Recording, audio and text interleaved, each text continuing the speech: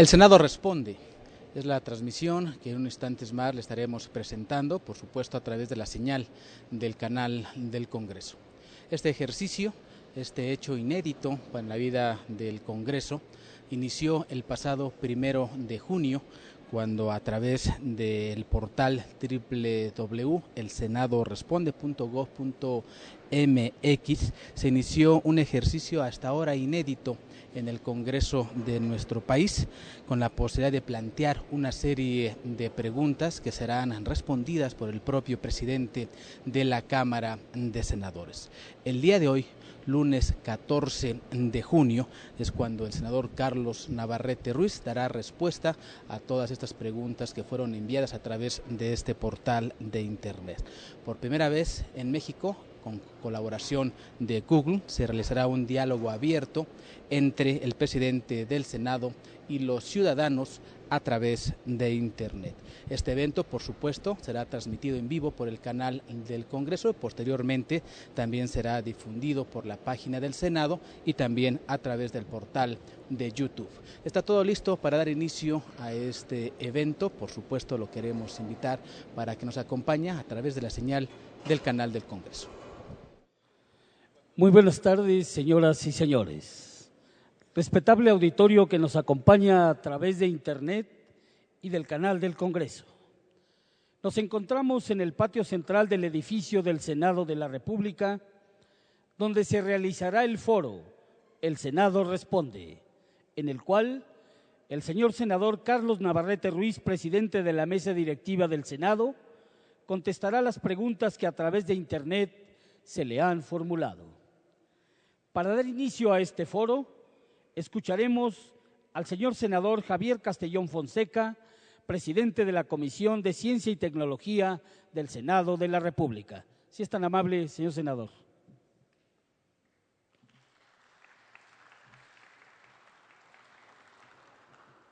Muy buenos días.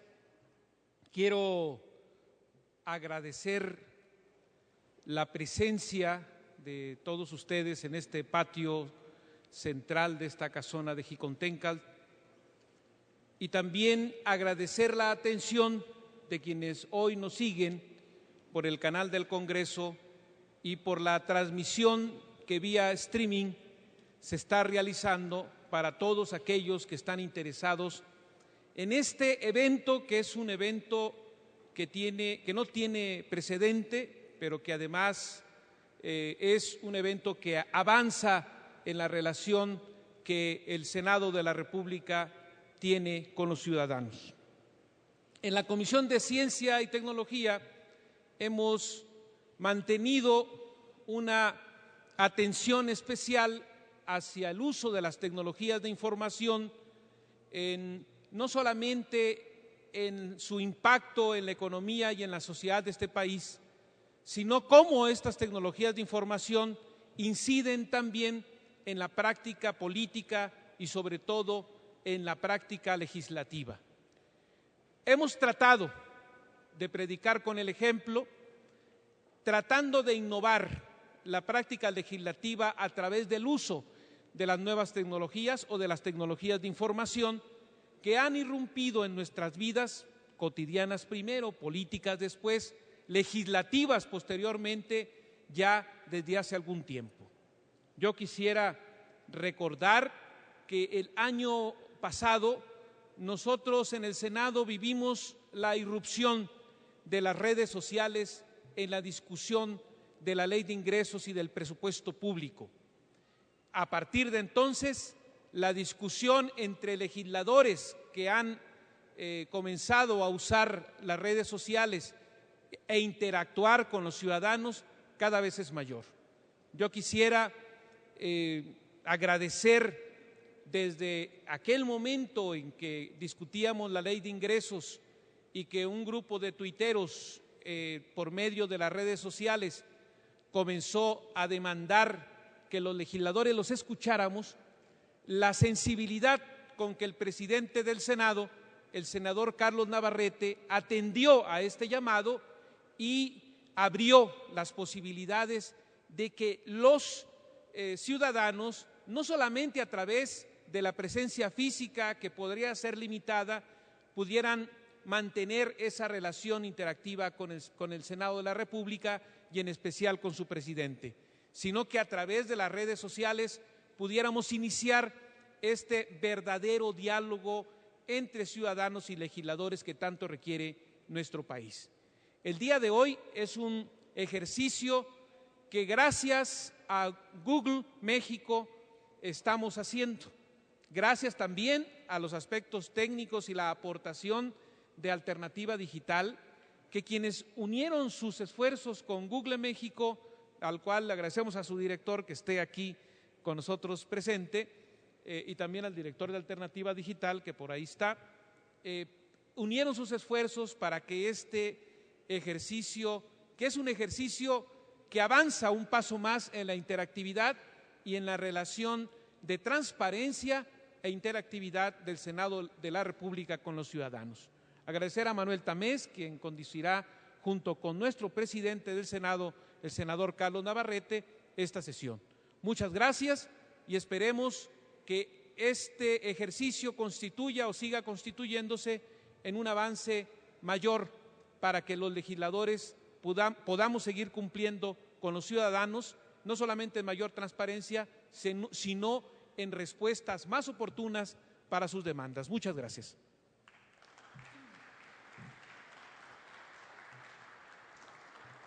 Muchas gracias, señor senador Javier Castellón Fonseca. Cedemos la palabra a Manuel Tamés, director de Asuntos Gubernamentales, Políticas Públicas y Responsabilidad Social de Google México, quien habrá de ser el moderador de este foro. Si es tan amable. Muchas gracias. Y muchas gracias, senador Castellón, por su amable introducción. Es importante destacar que el senador Castellón fue el elemento catalizador para la puesta en marcha de este ejercicio democrático y que él es uno de los principales promotores de Internet y de las nuevas tecnologías en México. Muchas gracias, senador Castellón, por su empuje y liderazgo para la realización de este evento y gracias también por sus esfuerzos para promover la innovación y la tecnología en nuestro país. Hoy estamos aquí para un evento único en su tipo, una entrevista exclusiva con el senador Carlos Navarrete, presidente del Senado de la República, en donde las preguntas provienen directamente de los ciudadanos, quienes las han enviado y escogido a través de Internet. Mi nombre es Manuel Tamés, soy director de Asuntos Gubernamentales de Google. Senador Navarrete, muchas gracias por recibirnos y por aceptar el tomar preguntas de la ciudadanía. Manuel, un enorme gusto en iniciar este ejercicio en México. Muchas gracias por el ejercicio. Qué bueno que están aquí en el Senado de la República y ojalá que podamos tener comunicación muy amplia para poder responder con satisfacción las preguntas que se nos presenten. Muchas gracias. Comencemos por explicar cómo funciona el Senado Responde. Hace 14 días, el Senado comenzó a recibir preguntas a través de Google Moderador, que es una plataforma gratuita disponible para todo el mundo y cuya función es permitir la recepción de preguntas o ideas y ordenarlas por popularidad a través de un sistema de votación. Cualquier persona u organización puede crear una serie en Google Moderador como la creada para el Senado Responde y comenzar a recibir de inmediato preguntas o ideas desde una base de participantes de cualquier tamaño, desde un salón de clase hasta un país entero. Sabemos que es un reto muy real para individuos o para instituciones que representan a millones de personas el responder a preguntas y comentarios individuales de una base tan grande de gente. Este es el reto que resuelve Moderador al identificar las preguntas más representativas entre la población participante, facilitando así el diálogo con la ciudadanía.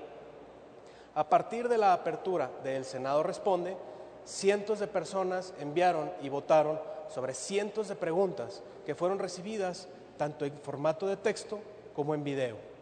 Al cierre de la recepción de preguntas a la medianoche de ayer, habían participado un total de 806 personas que enviaron 378 preguntas y colocaron un total de 19.089 votos. El sitio fue visitado desde 214 ciudades en 34 países. Algunas de las preguntas recibidas fueron duras, algunas fueron críticas, algunas fueron muy constructivas, pero todas las preguntas que contestará el senador Navarrete durante los próximos 45 minutos llegaron a los primeros lugares de manera democrática, por los votos del público participante, y ninguna fue escogida por él ni por el Senado, lo que sin duda hará de este un ejercicio muy interesante. Sin más preámbulo, senador, iniciemos con la pregunta más popular de todas, proveniente de Torres Cepeda en el Distrito Federal.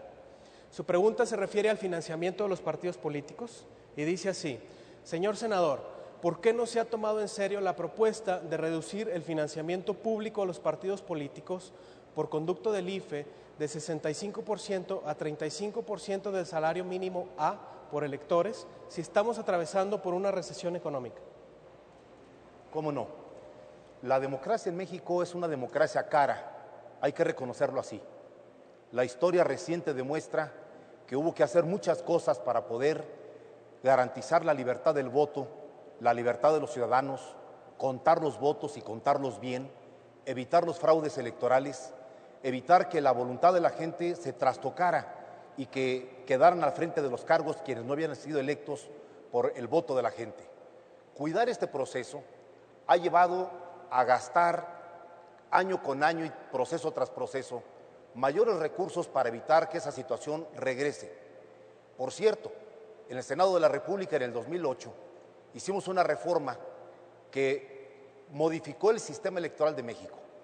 Redujimos el presupuesto de los partidos políticos en un 33%. Al mismo tiempo modificamos el sistema electoral para que ni partidos ni candidatos pudieran contratar radio y televisión utilizando recursos públicos para pagar estos medios electrónicos. Aún así, ahora en el Senado de la República hay una iniciativa del presidente Felipe Calderón en materia de reforma política que, entre otras cosas, pretende ajustar el gasto electoral de los partidos políticos. En el Senado somos muy receptivos a los señalamientos de los ciudadanos que señalan, con razón, que el costo electoral no puede ser tan alto, que los partidos no pueden tener tanto dinero, que necesitamos abaratar las campañas electorales, que requerimos más ideas, más convencimiento y menos actos costosos de campaña, ya sea en los niveles federal, estatal o municipal. El Senado, estoy seguro, en su próximo periodo de sesiones va a retomar el tema de la reforma política y ahí también el tema del financiamiento. Muy bien. Se recibieron varias inquietudes acerca del tema de derechos de autor y su regulación. Dejemos que el León 05 nos introduzca el tema. El esquema vigente de derecho de autor es obsoleto y poco equilibrado. ¿Podrían convocar a un Congreso Nacional para replantear el derecho de autor y su regulación? ¿Incluirían a ciudadanos y usuarios de Internet? Esta pregunta es de las más interesantes que llegaron en el conjunto de preguntas que se hicieron, porque trata de algo nuevo, algo que en el país no está regulado, y hay una nueva visión que tenemos que conocer perfectamente. Hoy la Internet es una amplísima autopista donde transita mucha información. Ha democratizado el acceso a la información de millones y millones de mexicanos y de millones de ciudadanos en el mundo. Pero hay una contradicción entre el derecho que tienen los ciudadanos a tener acceso a la tecnología de punta y a la información nueva, y a libros, y a videos, y a canciones, y a información muy diversa, con el derecho que tienen los autores de ser remunerados por ser los autores de este material. ¿Cómo lograr que el derecho de los ciudadanos se preserve manteniendo libertades, manteniendo respeto y, desde luego, evitar la barbaridad de que a los consumidores de estos productos se les considere como delincuentes? Nadie que está en una computadora teniendo acceso a información fundamental o a productos nuevos puede ser considerado un delincuente.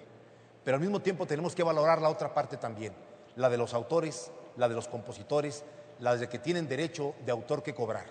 Por eso me propongo retomar esta pregunta para pedirle a la Comisión de Ciencia y Tecnología que convoque foros abiertos donde los que nos están escuchando y viendo puedan participar, donde las partes puedan expresar sus puntos de vista.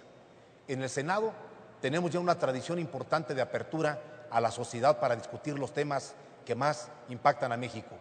Aquí mismo en este patio de Jicotencat se han llevado a cabo debates y foros muy importantes. Solo hay que recordar el que hicimos para realizar la reforma de Petróleos Mexicanos. Y por supuesto que estos foros debieran ser la gran oportunidad de que senadoras y senadores conociéramos los puntos de vista de ustedes y desde luego que eso normara el tipo de legislación que tenemos que impulsar.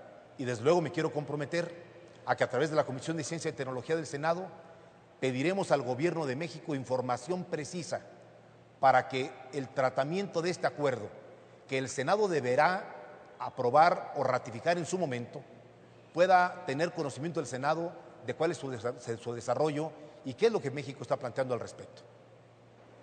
Muchas gracias. Yo creo que un tema muy relacionado con este que usted está tocando es el de la potencial regulación de Internet alrededor de los derechos de propiedad intelectual, en donde el Acuerdo Comercial Antifalsificación, o ACTA por sus siglas en inglés, que México actualmente negocia, ocupó un lugar importante entre las preguntas recibidas. La pregunta en video y texto enviada por Pisu fue la tercera más popular de entre todas las preguntas recibidas, y el texto dice así: los usuarios de Internet no somos delincuentes. ¿Qué tengo que hacer como ciudadano mexicano para detener la participación de México en ACTA? Veamos ahora el video enviado por este ciudadano. Hola, antes que nada un reconocimiento al Senado de la República por utilizar tecnologías de información para interactuar con ciudadanos. Es precisamente a través de estas tecnologías de información, de estas redes, que fueron pensadas para que todos pudiéramos participar y todos pudiéramos aprender de ellas, que se han generado grandes ideas, finalmente resultando en grandes soluciones que en nuestro país hoy son muy necesarias. A través de la red hemos aprendido también que nuestro país está participando y negociando en nombre de los mexicanos cuestiones alrededor de la propiedad intelectual y del derecho de autor que, mezcladas con los servicios en línea, ubican al usuario como un delincuente, como alguien que copia y comparte a diestra y siniestra con dolo. Yo no estoy de acuerdo con ello. Se trata en la red de dar impulso a lo que se está haciendo, porque el beneficio no es solamente tecnológico, es en muchos otros ramos de nuestra sociedad y de nuestra vida diaria en el que la red representa un gran beneficio. La propiedad intelectual y el derecho de autor, tal como están tratando de negociarlos el día de hoy, implican que el usuario hay que cobrarle primero porque el usuario va a robar. No estoy de acuerdo tampoco con esta opción. Por ello, señor presidente del Senado, mi pregunta sería muy sencilla. ¿Qué tengo que hacer como ciudadano mexicano para detener la participación de mi país en ACTA? Muchas gracias. México es un país que tiene muchas diferencias, muchas desigualdades. México tiene una desigualdad entre el norte desarrollado, que tiene frontera con Estados Unidos y tiene por ello potencialidades, y el México del sureste, que sigue siendo un México que duele por la pobreza y el abandono. Tenemos también una diferencia entre la población que vive en las ciudades y la población indígena y campesina. Tenemos una diferencia de ingreso. Hay un 40% de la población que concentra la mayor riqueza del país y el 60% de la población que es poco beneficiada de los ingresos que el país tiene. Pero hay una nueva desigualdad en el siglo XXI. La desigualdad entre quien tiene acceso a la tecnología y quien no la tiene. Y esta desigualdad puede ensancharnos este país desigual en todos los sentidos. Por eso, de ninguna manera el Senado de la República puede permitir ni aceptar que el acceso a la tecnología pueda ser considerado delito o perseguido quienes lo utilizan como delincuentes. El Senado está evaluando un conjunto de reglas, de leyes, que permitan que el acceso a la tecnología, a los derechos de propiedad, puedan ser logrado equilibrando el derecho de los suscriptores o de quienes la utilizan cotidianamente con el derecho de los dueños, de los autores. Me parece que no hay que ser contradictoria estos intereses, hay que combinarlos. Me parece además que el Senado tiene facultad para revisar los tratados que está suscribiendo México o que está negociando, y aquí en este Senado deberá ratificarse en el momento en que México firme.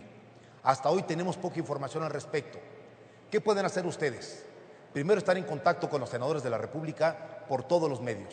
Segundo, solicitar información. Y nosotros tenemos una obligación mayúscula: estar al pendiente de la negociación de este acuerdo, expresar opiniones en el marco de la negociación y luego revisarlo cuando sea enviado por el Ejecutivo aquí al Senado para ejercer la facultad de aceptación de parte nuestra o no. Ratificar o no es una facultad senatorial, y en esta materia queremos escuchar todas las voces, y las voces como las que nos has dado tú nos ayudan muchísimo. Muchas gracias, senador. Hubo importantes inquietudes acerca del tiempo que trabajan los legisladores y de su eficiencia. La siguiente pregunta en popularidad viene de Alberto Aguilar de Monterrey y dice así: señor Navarrete, ¿por qué trabajan tan poco tiempo? ¿No cree que sería más eficiente su trabajo si estuvieran en sesión permanente y tuvieran solo los descansos de vacaciones como en otros países desarrollados? Les agradezco mucho esta pregunta y permítanme que me explaye un poco en ella porque me permite comunicar a ustedes e informar cómo trabaja el Senado de la República. Seguramente no es común que los que nos están escuchando viendo tengan el detalle de cómo trabajan los senadores y senadoras. En primer lugar, hay que decir que una Cámara Legislativa como el Senado no se puede comparar con una fábrica que tiene un horario, que tiene una producción que cumplir y que mide su eficiencia en función de la producción de leyes, decretos o puntos de acuerdo que pueda expedir el Senado. Es más, sería nocivo que el Congreso se dedicara sin ton ni son a aprobar reformas y leyes rápidamente con tal de sacar el mayor número de ellas y que no hubiera seguridad jurídica en el país porque cada 3 meses o cada 6 meses estuviéramos modificando la legislación específica de cada tema. En el Senado de la República trabajamos en periodos ordinarios de sesiones durante 7 meses al año, martes y jueves en sesiones públicas, lunes, miércoles y viernes en comisiones de dictamen legislativo. 5 meses tenemos un receso en donde se instala la Comisión Permanente del Congreso de la Unión. Pero en esos 5 meses, los senadores y senadoras no se van de vacaciones, como lamentablemente se piensa que ocurre. En esos 5 meses, los legisladores recorremos nuestros territorios, los estados por donde fuimos elegidos, hablamos con la gente, acudimos a eventos, presidimos reuniones y asambleas, damos informes legislativos y escuchamos a la gente. Un reclamo que es certero, por cierto, de quienes nos eligen senadores de la República, es que una vez que somos electos, no regresamos a los estados por donde fuimos elegidos y que ya no se nos ve en el territorio al que representamos ni hablamos con la gente que nos eligió. Nos dicen que estamos muy lejanos acá, en la Ciudad de México, en estas paredes de la casona de Jicotenca, que nos ven siempre reunidos entre nosotros, todos vestidos de traje, todos con corbata, todos en presidiums, discutiendo entre nosotros, pero que no escuchamos a la población. Precisamente estos 5 meses de receso legislativo es el tiempo que los legisladores utilizamos para entrar en contacto con la población, para escuchar al taxista o al ama de casa, o al campesino o al comerciante, o a la familia que tiene un problema, para gestionar problemas ingentes que tiene la población en nuestros estados, para escuchar las críticas de la población. Siempre un legislador debe darse tiempo de estar en contacto permanente con quienes los eligieron. Y en los 7 meses que estamos aquí, el trabajo es intenso. Contrariamente a quien pueda pensar que aquí se entra a las 11 de la mañana y se sale a las 3 de la tarde tranquilamente sin que haya trabajo, me gustaría informarles que desde las 8 de la mañana hay desayunos de trabajo, comisiones sesionando, durante todo el día continúan las comisiones y ocasiones hay en que las comisiones empiezan a trabajar a las 5 de la tarde y a las 10, 11 de la noche aún continúan deliberando para lograr los acuerdos necesarios. Puedo decirles con toda honestidad y por conocimiento de causa que el Senado de la República, aquel Senado en el que los senadores casi no hacían nada y cobraban muy bien, ha pasado a la historia. Hoy el Senado es una Cámara activa, es una Cámara plural, es una Cámara participativa, es una Cámara con voces diversas, con debates intensos, pero con mucho trabajo. Y me parece que el país debiera estar orgulloso de un Senado tan activo, tan plural como el que ahora tiene el país. Muchas gracias, senador. La posibilidad de utilizar software de fuente abierta en el gobierno es otro tema que llegó a los primeros lugares de popularidad entre el público participante. Aquí la pregunta de Caricet en la Ciudad de México. Señor senador, ¿por qué en las oficinas de gobierno el equipo de cómputo usa sistemas operativos y software privativo, generando enormes gastos fiscales? Una buena opción sería, como lo ha hecho Brasil, usar software libre. ¿Por qué no hacerlo también? Déjenme hacerles una confesión. Cuando leí esta pregunta me sorprendió el tema que me plantearon. Me puse a investigar, pregunté en el gobierno federal, pregunté aquí mismo en el Senado qué tipo de software estamos utilizando. Y para mi sorpresa, tiene razón quien hizo esta pregunta. Por una especie de norma, no una especie, una norma legal, pero una especie de práctica común, estamos utilizando patentes muy caras, por cierto, en todo el equipo de cómputo que utiliza el gobierno federal y los tres poderes, por cierto. Aquí mismo, en el Senado, nuestro equipo utiliza software de patente. ¿Por qué no utilizar el software libre? ¿Por qué no hacer un esfuerzo de tener acceso a una tecnología que no cuesta y que es igual de eficiente que la que paga un derecho de autor tan grande? Me parece que el tema que nos coloca la pregunta nos obliga a tomar algunas medidas. Me parece que podemos empezar por el Senado. A partir de esa pregunta, y aquí públicamente en este foro, doy instrucciones al equipo administrativo del Senado para que procedan a partir de esta semana a utilizar el software libre, también en las áreas que esto sea posible. Y espero que las nuevas instalaciones del Senado que utilizaremos a partir de septiembre, todo el equipo de tecnología nueva y de punta que estamos instalando, podamos también utilizar el software libre para disminuir costos. Y espero que pronto el gobierno federal, la Suprema Corte de Justicia, los gobiernos de los estados localicen que hay una posibilidad de ahorro importante en el pago de patentes utilizando esta tecnología. Una gran pregunta que además ha merecido ya una reacción inmediata que va a beneficiar el presupuesto del Senado. Muchas gracias, senador. Muchas felicidades por el compromiso. Muy interesante. El tema de simplificación fiscal también fue objeto de mucho interés por parte de los ciudadanos participantes. Hubo dos preguntas que llegaron a los primeros lugares y aquí le planteamos ambas para darles una sola respuesta. La primera pregunta viene de Vic, en la Ciudad de México, y dice: señor senador, ¿por qué no ha sido posible tener una manera sencilla de pagar impuestos en la que toda la ciudadanía pague impuestos y no solo un pequeño grupo de asalariados? Y la pregunta de Alberto Aguilar de Monterrey dice: ¿por qué no crean un sistema fiscal simple, pero eficiente, con un IVA general como en países desarrollados? Si el argumento es porque se vulneraría más a los pobres, ¿ustedes no son capaces de crear programas para evitar esta vulnerabilidad? A Vic y Alberto Aguilar les agradezco estas dos preguntas que van vinculadas. Tal vez me tenga que extender en esta respuesta. Nuestro país tiene un sistema de recaudación, de cobro de impuestos enormemente deficiente. Ello se ha acumulado durante muchas décadas, por cierto. Los países de la OCDE, a la que México pertenece, tienen índices de cobro de impuestos mucho más altos. Para decirlo con más sencillez, en muchos países se cobran los impuestos como se debiera.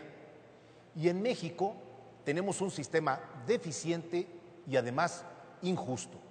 ¿Por qué? En primer lugar, porque la recaudación que el gobierno de México tiene descansa mayoritariamente, en una proporción mayor, sobre los hombros de los asalariados. Quizá algunos se sorprendan de esta afirmación. En México los trabajadores, los asalariados que por cheque les descuentan el impuesto, pagamos, los senadores nos incluimos ahí, mucho más impuestos que las personas morales o empresas que tienen que declarar permanentemente ante Hacienda y ante el fisco sus ingresos, calcular sus ganancias y sobre ellos pagar sus ingresos.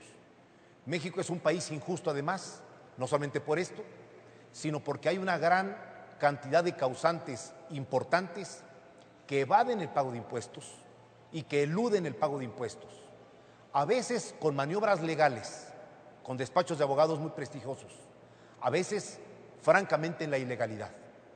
México no podrá entrar a la modernidad del siglo XXI si no logra mejorar su sistema de recaudación para terminar con estas desigualdades. Y vaya que México requiere más recursos. México requiere una acción del Estado enérgica en materia social, en materia educativa, en materia de salud. México no podrá considerarse un país medianamente equitativo y justo si no garantizamos que la totalidad de los mexicanos y mexicanas tengan acceso a la seguridad médica, atención de medicinas y atención médica. Los del IMSS, los del ISSSTE, los del sistema de salud, los del Seguro Popular, pero también los millones que están fuera de este sistema. México no puede seguir manteniendo un sistema en el que solamente el que pueda pagar la medicina privada se pueda atender, o los que están en la seguridad social. Requerimos un seguro médico generalizado para el 100% de la población.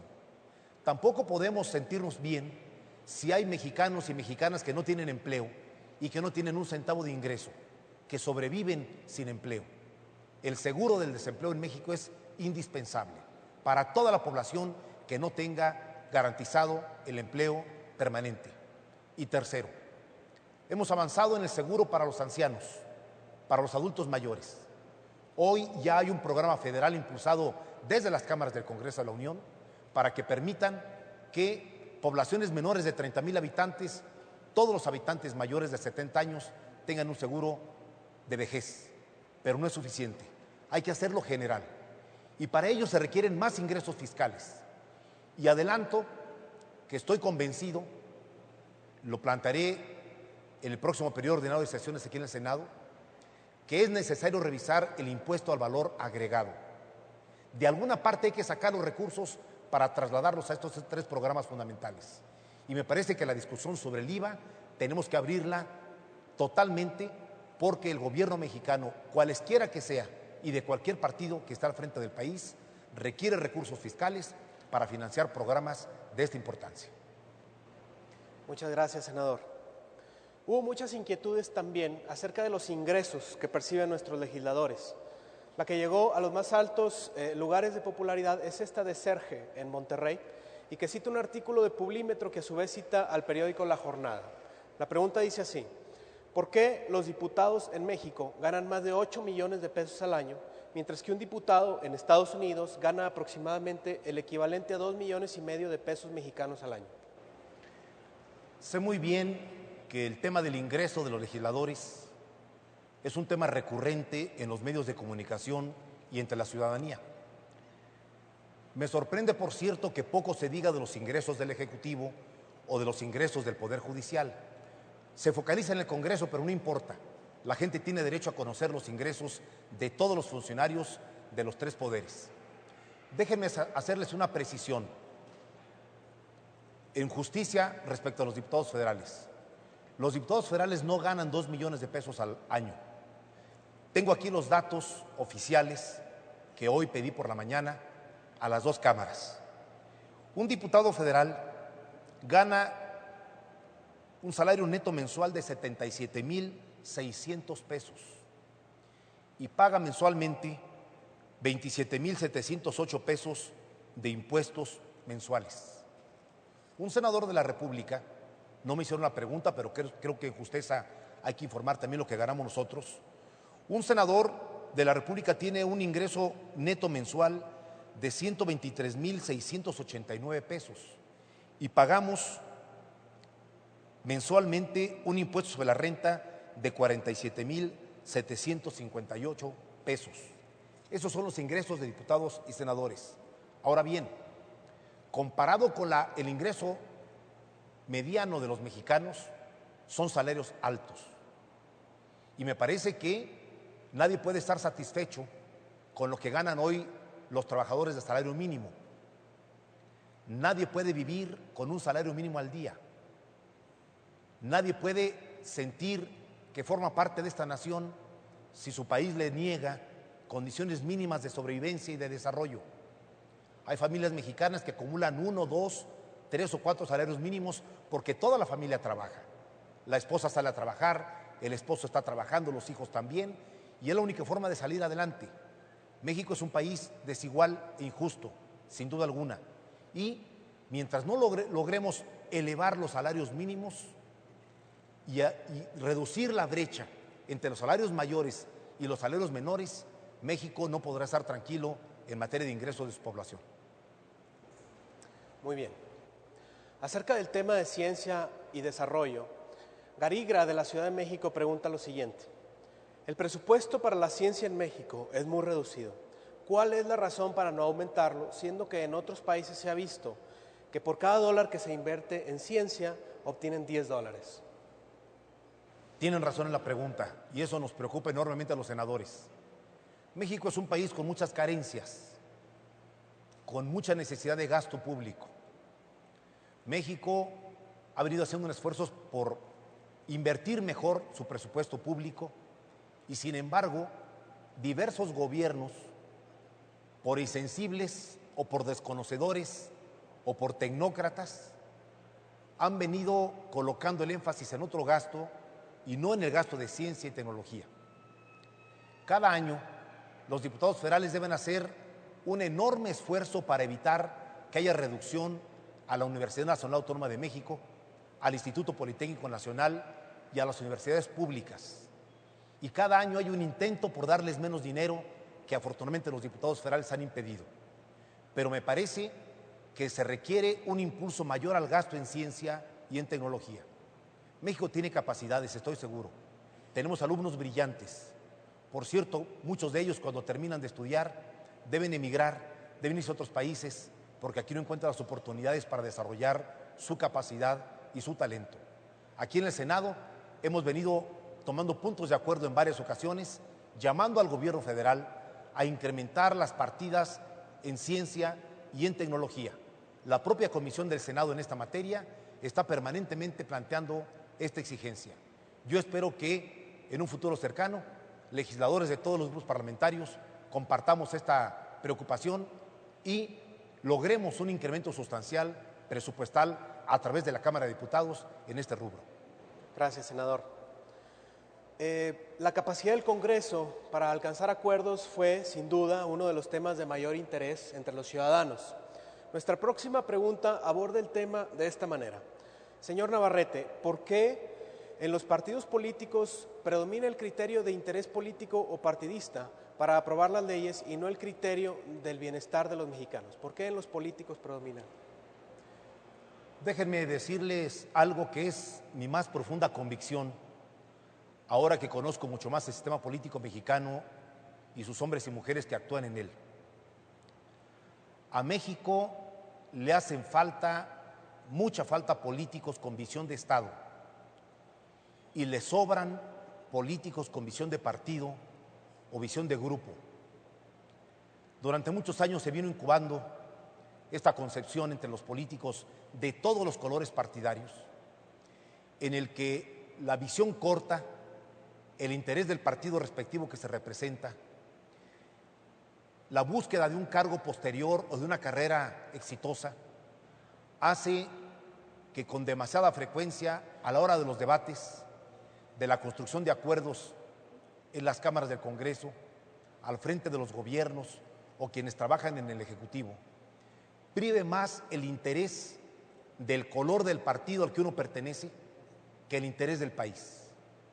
Afortunadamente, yo observo que ha venido creciendo el número de políticos que, más allá del partido que los trajo a las cámaras, más allá del partido que los postuló para ser candidatos, observan los problemas del país y tratan de construir los acuerdos que beneficien al país, aunque no le beneficie a su partido respectivo.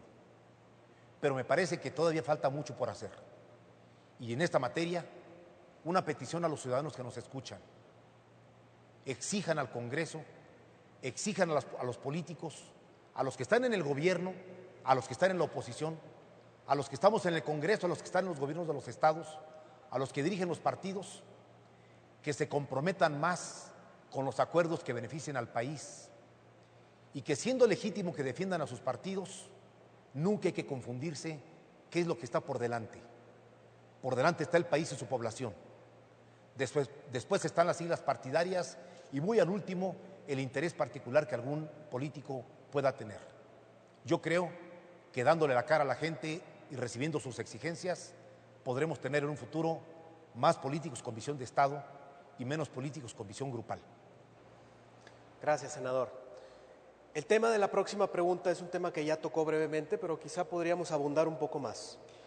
Es una pregunta de Oscar M., de Hermosillo, Sonora, y dice: senador, ¿cómo puede ser posible que la canasta básica de una familia mexicana se pueda cubrir con la cantidad de 55.84 pesos diarios?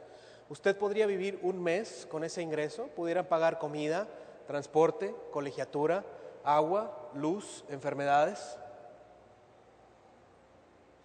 Déjenme decir algo que a lo mejor es políticamente incorrecto, pero el foro se presta para que yo lo pueda expresar aquí. Quizá pocos sepan que el presidente del Senado vivió una etapa en que vivió con su familia con menos de esa cantidad. Yo provengo de una familia de la cultura del esfuerzo, del trabajo. Por cierto, también tengo que confesar aquí algo. El presidente del Senado, que está aquí frente a ustedes, empezó a trabajar a los 7 años de edad. Sé lo que es ganarse unos pesos en un trabajo no formal y durante toda mi vida he sabido lo que es ganarse un peso y gastarlo en lo fundamental. Por eso comprendo perfectamente que ninguna familia puede vivir con dignidad con un salario mínimo. Que ahí, en un hogar donde hay 55 pesos de ingreso, falta todo. Difícilmente se puede comprar 1 kilo de tortillas, 1 kilo de frijol, cosas para hacer una salsa, tomar agua de la llave y prender velas para alumbrarse, porque no se puede pagar ni la luz eléctrica. No se puede tener refrigerador ni gas para cocinar, y el pantalón y la camisa del hermano mayor, cuando ya no le viene, se tiene que pasar al hermano menor para que lo utilice, porque no hay para comprarle a todos. Por eso no puedo estar de acuerdo con un salario de 55 pesos diarios. Aquí están compañeros míos que son senadores de la República, líderes sindicales, que saben que la lucha diaria de los sindicatos es por lograr convencer a las empresas que por necesidad básica de sobrevivencia, pero también para elevar la productividad, para tener mejores trabajadores, para tener mejores empresas más productivas y competitivas, se debe mejorar el salario en México. No puede mantenerse a la mano de obra mexicana, que es muy buena, muy calificada, con índices de salarios de esta naturaleza. En el Senado vamos a mantener la lucha permanente por modificar esas reglas del juego. No es fácil, lo advierto. Hay empresarios que no comprenden esto y que piensan que a menores salarios, mayores ganancias, y que eso es lo que importa. Y no se dan cuenta de que están condenando a millones de asalariados a vivir en condiciones muy precarias, lo cual impacta en su calidad en el trabajo diario. Esta injusticia es una de las grandes injusticias que México tiene, por cierto. Muchas gracias, senador. Muchos ciudadanos interesados en el tema de salud propusieron que diputados y senadores dejen de utilizar servicios privados y utilicen el sistema de salud pública en su lugar. Aquí la pregunta de Javier, del Distrito Federal. Señor senador, ¿podríamos comenzar la sensibilización de los senadores y diputados quitándoles el seguro de gastos médicos mayores para que vayan al IMSS y al ISSSTE y tengan elementos de primera mano para hacer algo de peso y mejorarlo como se debe? Sí podríamos seguir sensibilizando a senadores y diputados federales al respecto. Dejen decirles una convicción. Quizá en el presupuesto global, en los miles de millones de pesos que se gastan en el gobierno, o en el presupuesto global del Senado de la República, eliminar el seguro de gastos médicos no tendría un impacto presupuestal significativo, pero sin duda alguna que será una señal de solidaridad con muchísimos millones de mexicanos que se atienden en el IMSS o en el ISSSTE o en el Seguro Popular. El año pasado se presentó una iniciativa aquí en el Senado que se turnó a Cámara de Diputados proponiendo la eliminación del seguro de gastos médicos, que lamentablemente no tuvo la mayoría en la Cámara de Diputados para ser aprobada. Pero este año deberemos insistir en ello. Sí, requerimos mandar mensajes de sensibilización el gobierno federal, quienes trabajan en el gobierno de la República, el Poder Judicial y el Poder Legislativo, y también los gobiernos estatales. Me parece que el IMSS y el ISSSTE tienen instituciones de primer nivel, de los cuales estamos orgullosos, que podrían darnos un magnífico servicio. Ahí está el Hospital 20 de Noviembre, que atiende gente de todo el país con magnífica calidad. Ahí está el Centro Médico Siglo XXI del IMSS, que realiza operaciones a corazón abierto y operaciones extraordinarias que podrían darnos magnífico servicio. Yo me adscribo a esta posibilidad y celebro que esta pregunta me permita seguir sensibilizando a mis compañeros del Senado y de la Cámara de Diputados. Gracias, senador. Se recibieron un gran número de preguntas relacionadas con el tema de transparencia y democracia en organismos de fomento a la cultura, como el CONACULTA, FONCA, INBA y otros más, todas ellas de un mismo grupo de usuarios que se denominó a sí mismo inconformes con la oligarquía. 2 de estas preguntas llegaron a los primeros lugares de popularidad. Haremos ambas preguntas juntas para que usted pueda dar una sola respuesta a este tema. La primera pregunta dice, ¿por qué la Secretaría de la Función Pública, el IFAI, no responden al llamado de la ley que demanda democracia en el CONACULTA y por qué permanece una cadena corrupta que detiene los trámites contribuyendo a la desigualdad?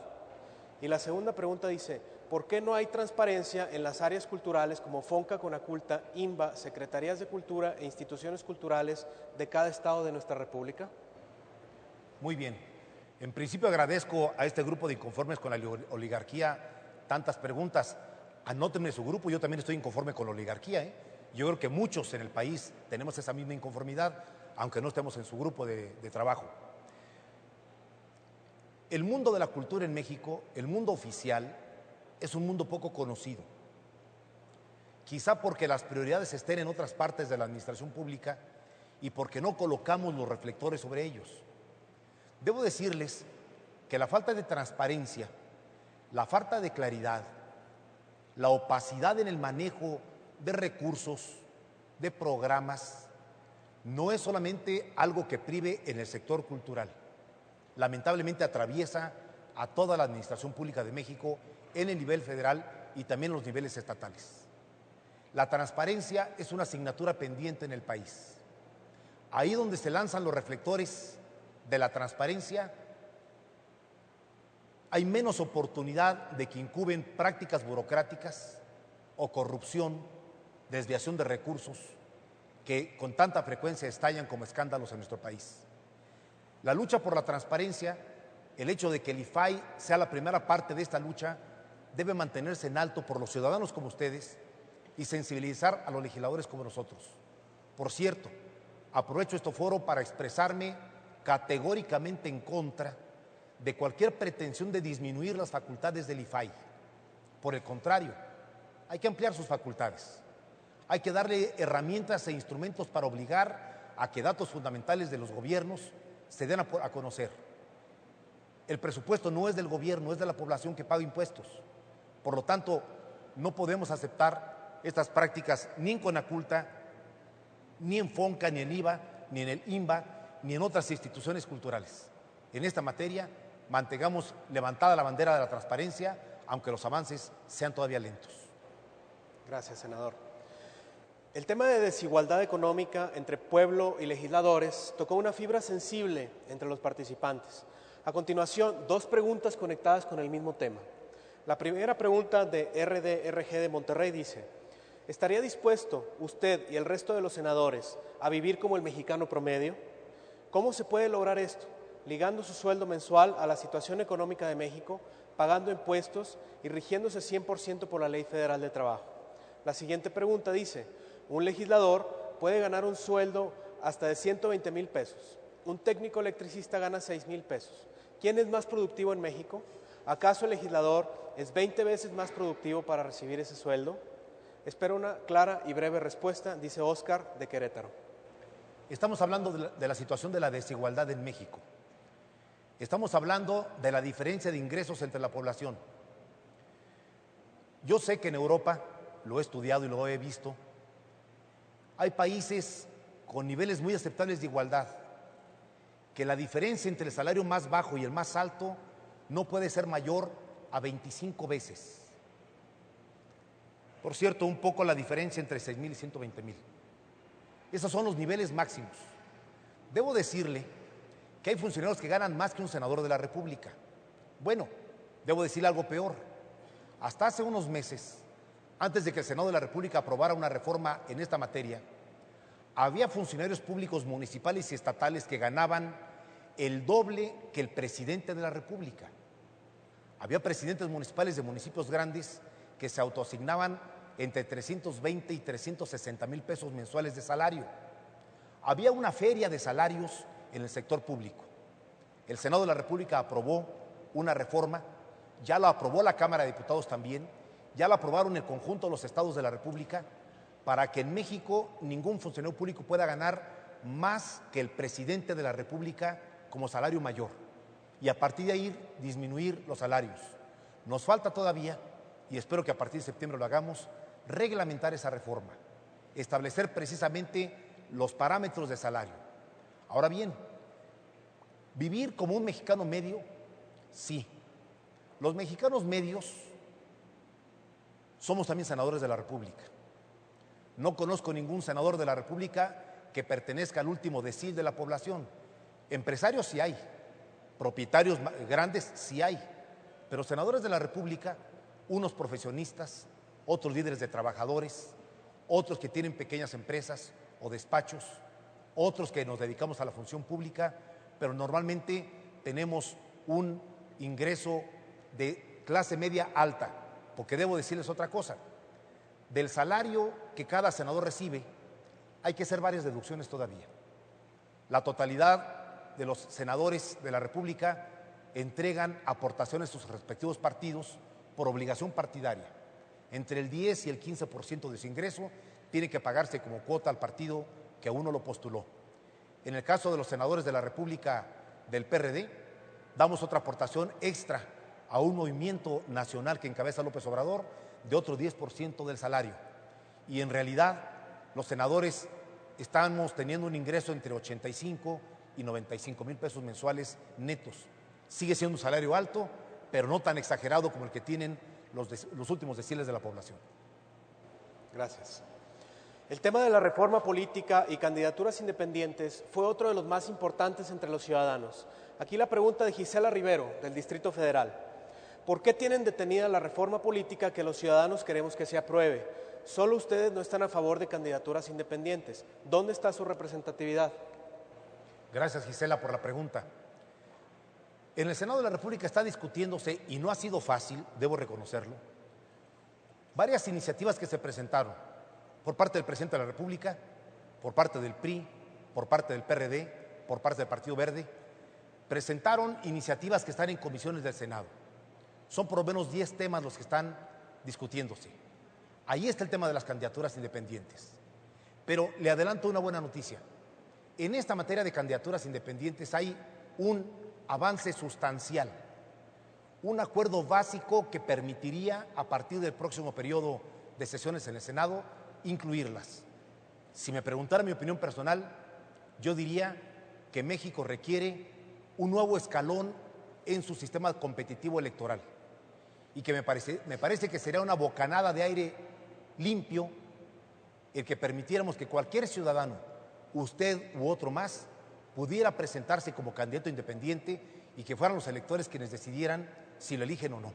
Me parece que las candidaturas independientes deben aprobarse en México junto con otras reformas.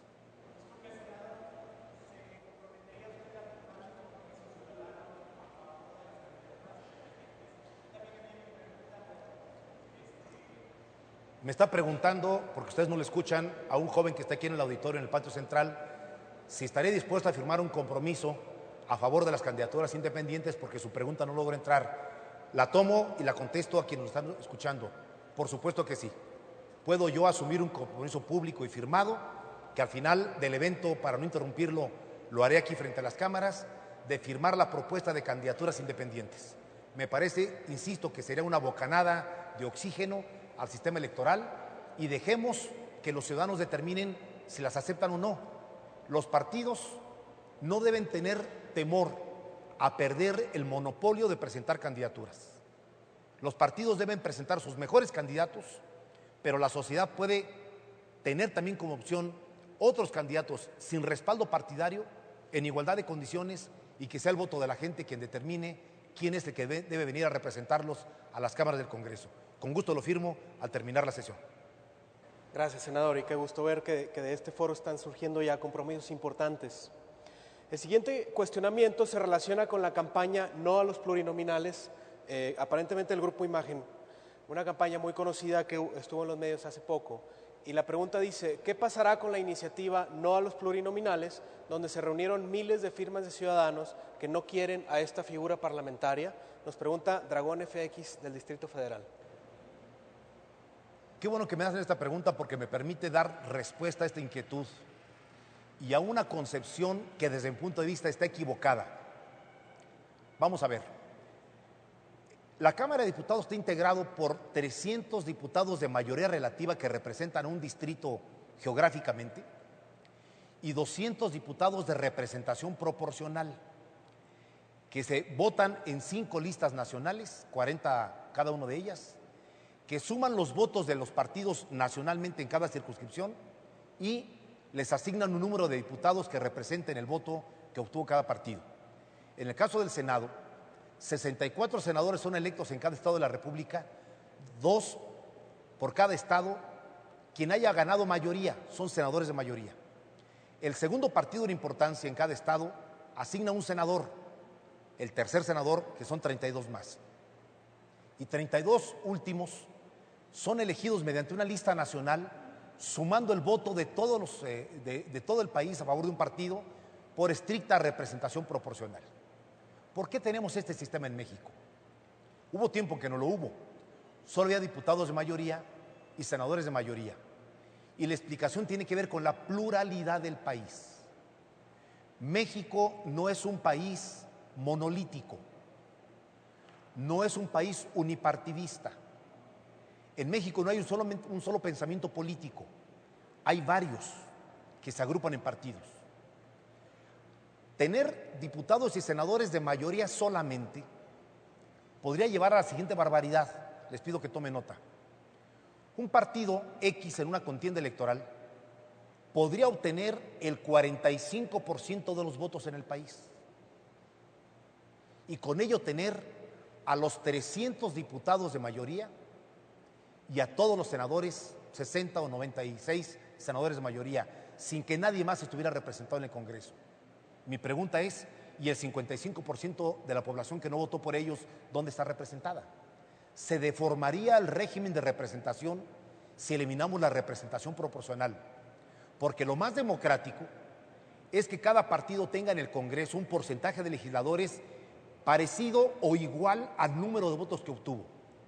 Si un partido obtuvo el 40% de los votos, que tenga el 40% de los diputados y el 40% de los senadores. Si un partido obtuvo el 6% de los votos, que tenga el 6% de diputados y de senadores. Esa es la democracia moderna. Unir representación con votos, no la democracia salvaje del pasado, en donde un partido que no tiene mayoría puede quedarse con la totalidad de la representación. Tengan cuidado quienes creen que eliminando las listas de representación proporcional, México avanza en democracia. No, es al contrario, retrocede gravemente. México no puede regresar a los años 60 del siglo pasado. Estamos en el siglo XXI. México requiere más libertades, más debate público, que la gente diga y exprese su sentir, que vote o deje de votar, que opte por una opción u otra, pero que haya un sistema que permita que todos estén representados. En el Congreso, lo peor que nos pudiera pasar sería un Congreso de una sola voz, de una sola tendencia política, monocolor.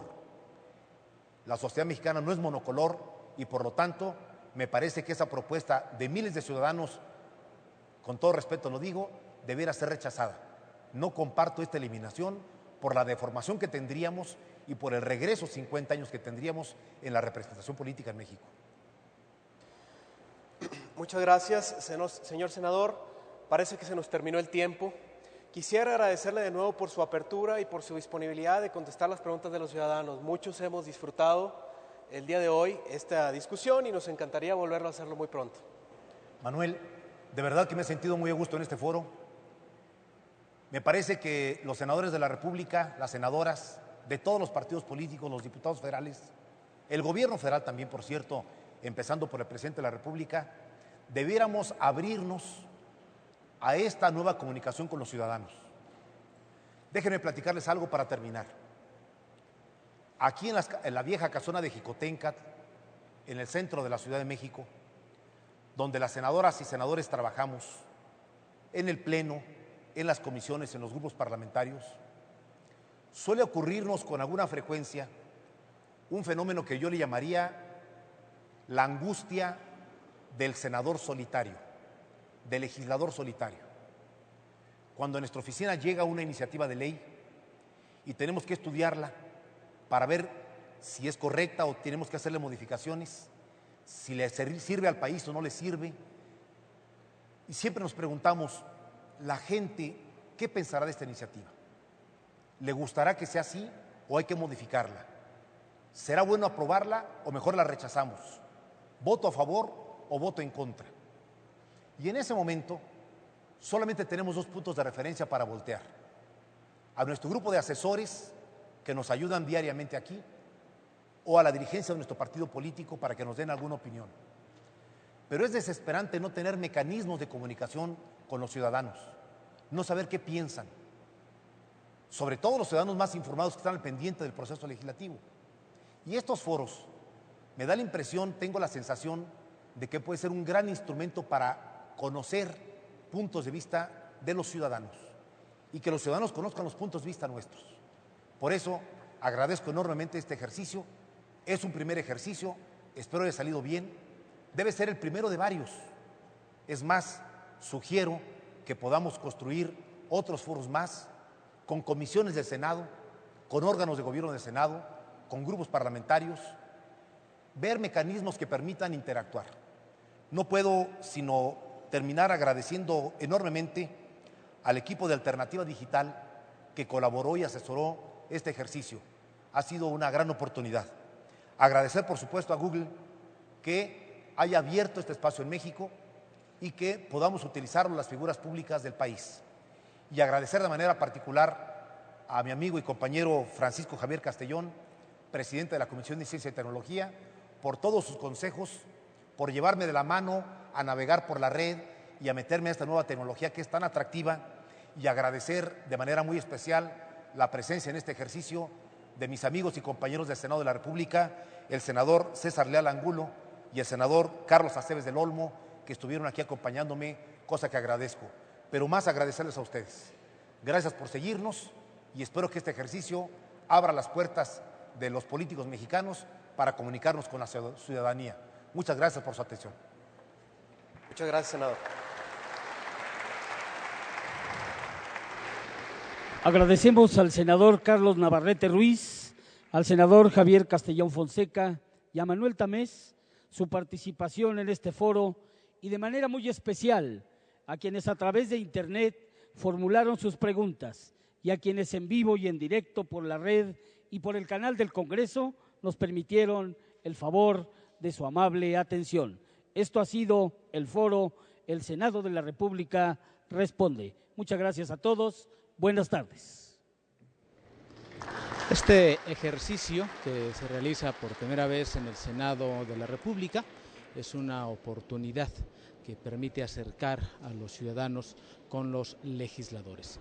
Hay que tomar en cuenta que este ejercicio se llevó a cabo a través de la herramienta que proporciona el Internet. Participaron aproximadamente 800 personas quienes plantearon una serie de preguntas, alrededor de 373 preguntas. De ahí la gente que estuvo al pendiente e interesada en ese tema eligió las preguntas que deberían ser planteadas al senador Carlos Navarrete para ser respondidas como presidente de la mesa directiva del Senado de la República. Le queremos agradecer, esperamos que esta transmisión haya sido de su interés y por supuesto invitarlo para que continúe usted en la señal del canal del Congreso. Gracias y hasta pronto.